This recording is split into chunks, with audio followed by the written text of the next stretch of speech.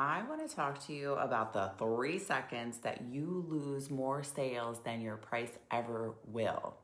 It's not the number, it's what you do right after you say the number. You tell someone what it costs, and then there's silence.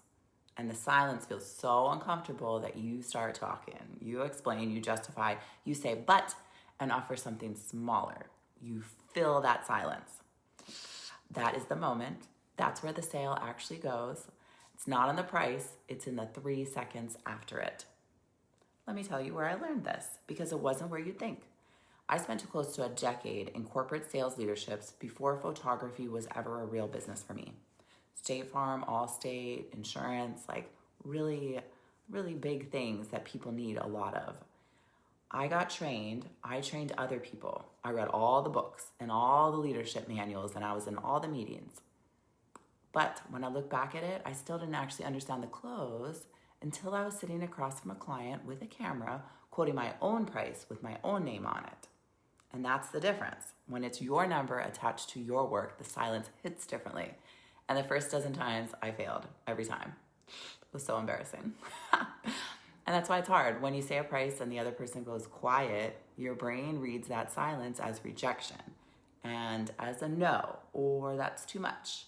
And if you're anything like I was, you rush to rescue them from a thought they haven't even finished having yet. But the silence isn't a no. The silence is just them thinking.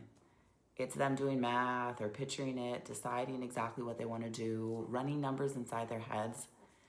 And it takes a few seconds. And if you're on the other side of it, those few seconds feels like hours because you're the one with something on the line. And it's your name, and it's your business, and it's your livelihood, and it's your craft, and it's a little tricky. And so you talk, and the second you talk, you take the decision out of their hands and put it back into yours. And you just told them without saying it that you don't think the number holds. So here's what you're actually doing when you fill the silence. What that's actually communicating to the person sitting across from you. You say the price and you pause. And then you add, oh, but I could do a smaller package, or I know that's a lot, or we can work something out. And you think you're being helpful and accommodating, but what you hear is she doesn't believe her own price. And if you don't believe it, why would they?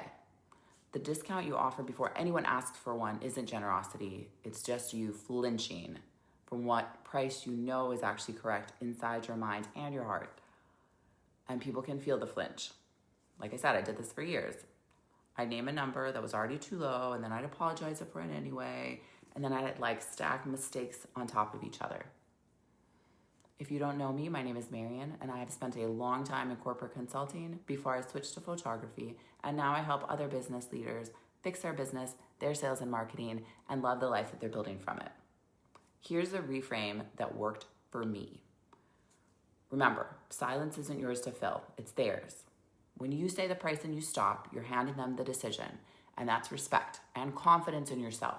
You've said the number is real, and now it's their turn to respond. You don't have their pocketbooks. You do not have their budget. You do not have to make that decision for them.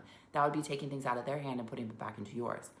Holding that silence is the most powerful thing you can do because it says, I'm not nervous about this, and you don't need to be either.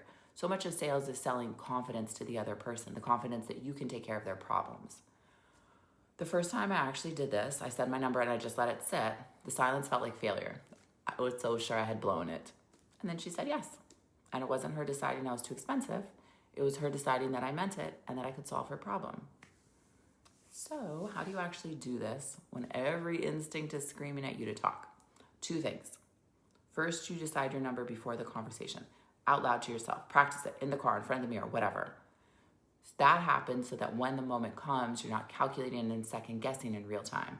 It shows up in your whole entire face and everything. The number's already settled. You're just reporting it. Second, give yourself a physical anchor. When you say the price, close your mouth and count to 5 in your head. Literally. 1, 2, 3, 4, 5. The whole skill lives in getting to 5. So that's it. You just say the number, you count to 5, you let them speak first.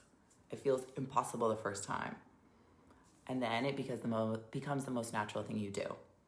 Feel free to practice it with friends or practice it to yourself or even practice it and then role play being the grumpy person. Like, what's the worst that can happen? You know your number, stand on business. So here's what I want you to try this week. The next time you quote a price to a client in a DM anywhere, say the number and then say nothing. Count to 5. Let them be the one to break it.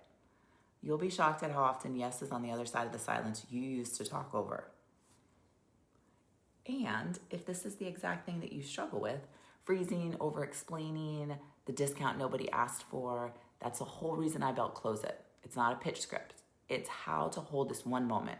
It's linked below, and it's going on sale tomorrow with everything else.